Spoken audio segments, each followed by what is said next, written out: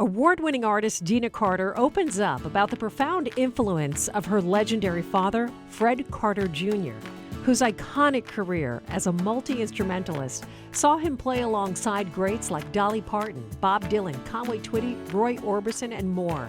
Well, she joins us to share stories from those early years, watching her father in the studio, and how it sparked her own passion for a career in music. And I was just like playing with my Barbies while they're cutting tracks, you know, in the control room. And it really gave me a deep need to be involved in the recording process, which I always have been from start to finish. It was the mid-90s when Deana Carter discovered the song that would change everything, Strawberry Wine, written by her friend Matraca Berg and Gary Harrison. It was performed at a songwriter showcase, and Deana, the only artist in the room that night, immediately knew it was hers. It was a very intimate setting, you know, and when she played that song, I was just like, what? Who called her and wrote my life story? Like, who sent her all the details of my life? It was so autobiographical for me, and for her to be the one to, with Gary, to pen my life story, literally. Well, she gave us one of the most iconic songs in 90s country. And it was back in 2021 when she celebrated Strawberry Wine's 25th anniversary. She had some of country music's female voices join her for a new, reimagined version. She still gets emotional, knowing how her signature song impacted so many artists and fans. I can't explain what it does to my heart to hear someone else feel and sing something that I sang or had a part in, and just that it affected them, and they're, you know, reverberating that emotion and that connection. And oh, it just moved me so much. I'm so grateful to all the girls that came out.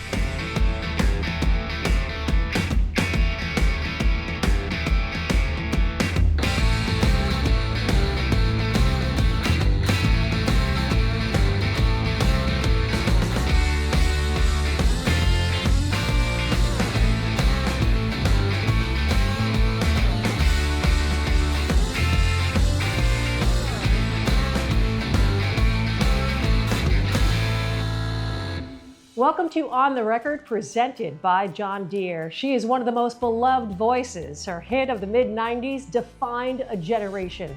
We plan on covering it all, from her family to her faith and her fans. We are coming from Starstruck Studios with Miss Deana Carter. So good to see you. Hi. I've been waiting for this moment. It's so good to see you. It is so good to see you. We've been interviewing since the very beginning together.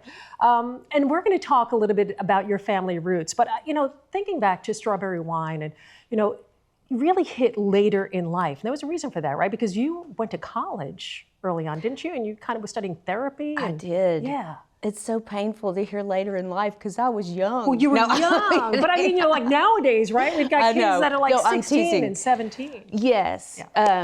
Especially for the time, I was 30, and that was interesting because the song says, I remember when 30 was old. Now, we worked on the record for about 4 or 5 years working up to that. So it just happened to land on that year, which was so amazing. But yes, I went to college. I got a degree as a stroke and head injury, therapist, and did that for a little while. And we used music in the therapy sessions, and you could really see how people would connect, and it would help them heal and just really help everything fire again when you put on a record from their era. I got to talk about your history, because for people who may not know, Nashville native, your father, the legendary Fred Carter Jr. Yes. Explain this, because when I say, you know, the studio session and really part of the A-team and what that meant back, I mean, what it means today, because we still have them today, but your father played on literally everything. He did. He played on so many fantastic records, and his favorite thing was to play on artists that wrote their songs. I mean, he loved every artist, and he loved being with the musicians. So there was a select group of guys, and there was a large group, so some would play on some records, some would play on others, then they'd all play together, you know, but it was a real community and a family. And RCA, right over here, I, you know, have scars on my shins from helping my mom, like, load guitars in and out, and whatever he needed, we'd run over here to the studio. bring him an electric if he had a gut string or if he needed an acoustic or whatever, and we just run the gear over here. So I love these studios. I hope and pray they never, ever, ever go away. Yeah. I know everybody's doing digital things and cool stuff nowadays, but these places are just so precious. They wonderful. Are the originals. And you knowing and growing up in that world, did you know, I mean, obviously, being there to help with the instruments for your father, but did you know, I mean, Roy Orbison, Bob Dylan, he was playing on all those records. Were there memories of them kind of hanging out at home where you're like, wait a sec, this is pretty cool? Not typical. Some there were. Chris Christopherson, when I was really little, I remember him and Willie and people like that, and some of the other musicians. And my dad had a studio like all the guys did north of town as well. Willie had one. There was, everybody would record their records out there, Patsy Cline. And yeah, because your dad was playing with Hank Snow, Baron Young. I mean, it runs the gamut of artists. And so I was just like playing with my Barbies while they're cutting tracks, in the control room. And it really gave me a deep need to be involved in the recording process, which I always have been from start to finish. I have to talk about the album The Chain, because when you talk about your father, you've recorded a tribute to the songs that your father, of course, played on. So to get in the studio and be joined by some of the original singers of those songs, singing in the studio and knowing that your father literally had his hands on these pieces of music, the history, I cannot imagine what that must have felt like. It was so wonderful to see the other artists, like in particular, the day Dolly came to the studio, I was so honored and floored that she agreed to sing on that record. It was on a tiny little label, and we did Love Is Like a Butterfly, and she killed it. I mean, for me to sit in there and listen to her just warm up. I mean, the world has still not even heard like the majesty of Dolly Parton. I'm not even kidding. She was one of the most phenomenal singers I've ever heard. In there just doing the riffs and getting warmed up, and her personality was amazing. And she loved my dad. She was picking on him, and seeing their connection, that community is just priceless. It's amazing. And Chris Christopherson came and sang, and he was so sweet. I have to ask you this. There's so many times when, we're so proud when our parents look at us and the things that we're accomplishing, to flip that around, and you as a parent to go, my child is looking at me and is so proud of what I've done. Your father must have been blown away by that. Oh my goodness. I'm so proud of him. I just, I discover new things about him all the time. I still do, because he was so entrenched in so many layers of so many genres of different music. And it's a beautiful thing, a beautiful legacy to have and to pass on to my son, Hayes. We're going to continue this conversation, and I want to talk about the song that would enter your life and really change the course of your career. Stay with us. A lot more on the record with Miss Deana Carter.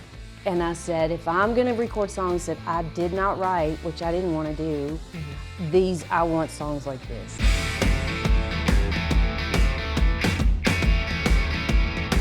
Welcome back to On the Record, spending time with Deana Carter, and of course before the break talking about your legendary father, Fred Carter Jr. And I mentioned, and you were talking about playing around town and a love of songwriting and really being involved in that process. From what I hear from Miss Matresa Berg is that there was a showcase and all the writers had come out to play, and you were the artist in the crowd when she performed Strawberry Wine. It was a very intimate setting, and when she played that song, I was just like, what? Who called her and wrote my life story? Like, who sent her all the details of my life? And she and Gary Harrison just nailed it on the head, my whole experience. Like, it was so autobiographical for me. I was a fan of Matresa's too. Well, I was going to ask, she's a Nashville native, right? And you as well. Did you guys know each other prior to that? So she went to my high school. She's a couple years older, and she knew my boyfriend in high school, and she knew my friend. We knew these same people. and our parents worked together. Her mother, Icy, was a background singer, and her aunts, and they sang in the studio and stuff. So it was amazing, is amazing that our lives have always done this. And for her to be the one to, with Gary, to pen my life story, literally. I took Strawberry Wine and we danced anyway into the studio because we'd been struggling at Capitol for a couple of years. Like, they had changeovers in the who ran the labels, and you know how that can go when companies change people.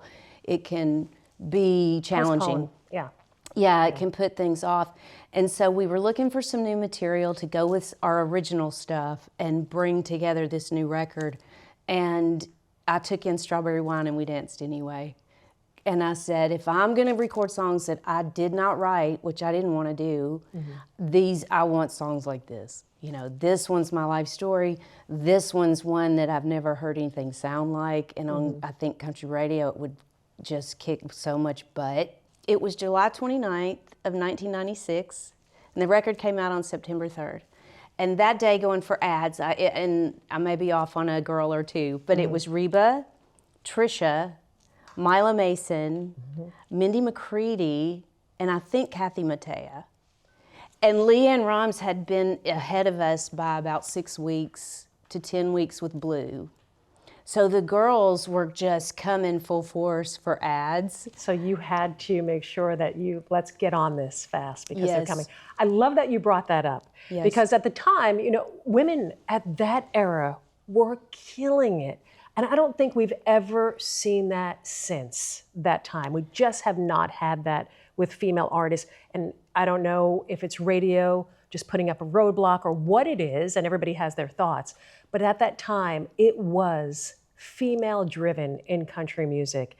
And I often heard from radio guys, women fans don't want to hear female artists, which was so wrong because that song, your songs, Did I Shave My Leg for This, spoke to us. You were an artist that was a voice for us. And you had to have felt that. I did, and I do, and you're correct. It was, every woman that was on the radio had their own identity.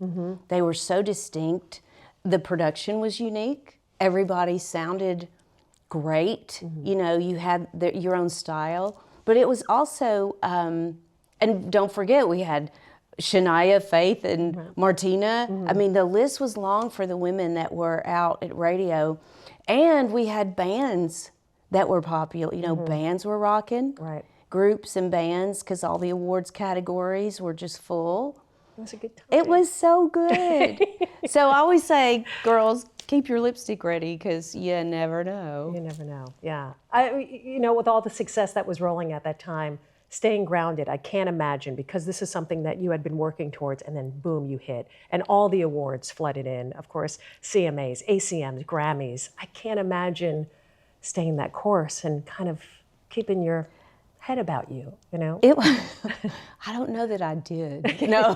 You know. There were the good days, for sure. I want to talk about, you know, when I keeping your wits about you and all, but staying grounded has always been so important to you, and you do that, and you've done that through your wellness, through your faith, even through the ups and downs of this business. I want to talk more about that. Stay with us a lot more here on The Record. That song came out, and we never thought, you know, much would happen. We love the song, but it was just true and honest. And for him to have that big of a hit, I never saw that coming, ever, ever. So it's not something that I did to make that happen, you know? It happened organically. Yes, it was just, it still blows my mind.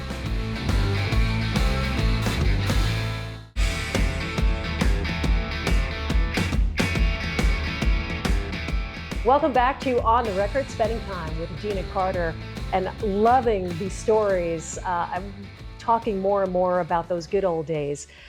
They were ups and downs throughout your career. Eventually you would part ways with Capitol Record after having so much success. The album that came out, Just a Girl, I felt like this was this transformative time for you. I remember sitting down with you then, and you had said to me, I had to find out why I did music in the first place. I remember those days. Wow.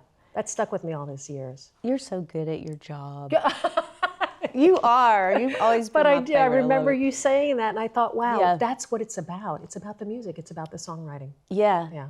It is. That was such an interesting time because I had been through a divorce. I left home. I left Nashville and went out to the West Coast because I was working out there so much. Right. It wasn't like a rebellion, I'm leaving Nashville. It was, like I said, we were so busy coastally doing things, and then I did a voiceover here, and then I got cast in a thing there, and things were happening. Yeah, things were happening out there so much, and I thought, well, maybe it's a time to set sail in a direction and just see what's out there for me, thinking I would just be there for a year or two, and make a new record. And we did, and I'm so grateful that Joe Galani took a chance on me. He did. He was my knight in shining armor. He came in and scooped me up, and I had already been working on tracks at my house for that record.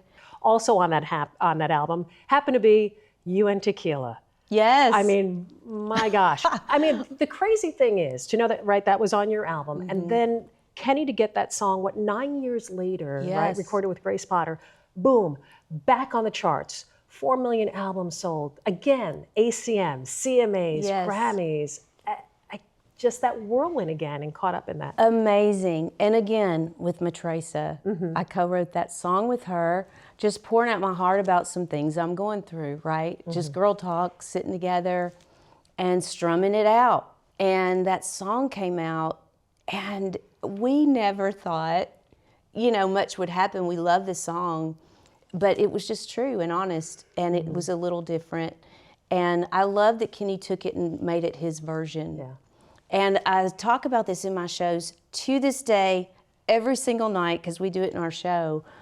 And I use it now as a catalyst for people to stay hopeful and to never give up the faith that God's got a plan. You talked about hitting that stage and playing the song. I don't think you could ever hit the stage and not do Strawberry Wine, right? Right. 25th anniversary, you had a big celebration.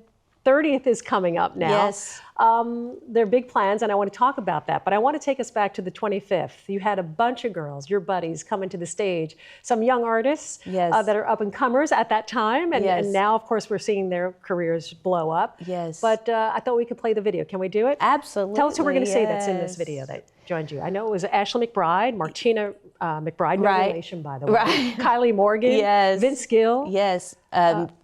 Terry Clark. Terry was in here? Yeah. All right, let's go ahead and take a look. Here it is, Strawberry Wine, Deana Carter, 25th anniversary. The fields have grown over now, years since they've seen the plow. There's nothing time hasn't touched. Is it really him or the loss of my innocence? I've been missing so much, yeah.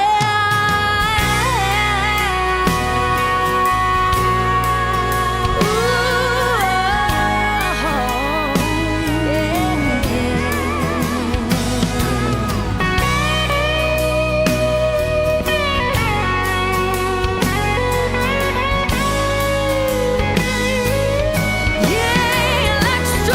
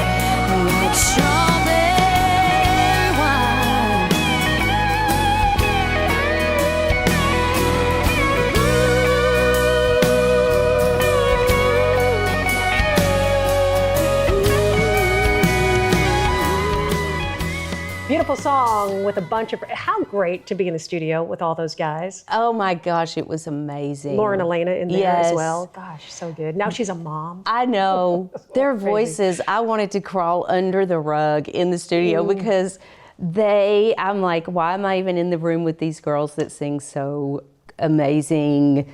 I was in tears listening to Ashley sing her part and Lauren. You know, I can't explain what it does to my heart to hear someone else feel and sing something that I sang or had a part in, and just that it affected them, and they're, you know, reverberating that emotion and that connection. And it just moved me so much. I'm so grateful to all the girls that came out. Yeah, I can't imagine, I know for them, being in the room with you, singing your song, and you paved the way for those women. I mean, we talk about that female voice and generations and women really helping women. I think sometimes, and I've said this before on the series, that we're sometimes pitted against each other with women, but that is not the case. And I think it's so important for people at home to know that there is a friendship, there is a bond there among all women in this industry. Oh, it is. Yeah. I always go, what? You know, when somebody says that, it's like, what are you talking about? Yeah. But yeah, lots of love, and always wishing success for all the girls, you know, and guys. I mean, I've written with some new artists that have just blown me away. What's coming up for you this anniversary? What's 30 years? Oh, well, I'm trying to get younger. That's getting harder. Listen, you do it. When I talk about wellness and faith, you're out there. You've always lived well, and that makes a difference, doesn't it? I try. Yeah. I really do. I know with all the touring we've been doing, we were, you know, a couple of years ago, we were like 100 plus shows and trying to be gone for 300 days a year. It gets harder. Yeah. But you come out there with people, speaking of girls, I come to it, like when we show up and people, I'm always surprised how many people come. I don't know what it is. I think I still feel like I'm in line at open night at the Bluebird. Like no one's gonna know who I am. No one's gonna have a clue, and I know my name's out there, but it still blows my mind. We get these groups of girls that were either in middle school or high school or college, and it is their reunion. They come in groups. I mean, it's amazing how generational and bonding that time is. I say it makes time stand still. That's what music does. And the love in the room and all that. So for the 30th, I want to keep that energy going, but I think about all the people at the shows and what could we bring to the table that would surprise them, but not run them off. Right? Like, how could we recreate this record in a way that would be so fresh and exciting and new? So we've got a couple of ideas that we're working on. Looking forward to that. Yeah, and you know, it folds in with health, mentally, spiritually, staying positive. People need to be reminded that there's hope, and it's okay to like remember your root system and let it have new life too.